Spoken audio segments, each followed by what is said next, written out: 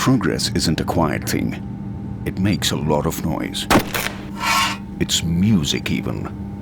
At Godrej, we hear it every day. We call it the sounds of making India.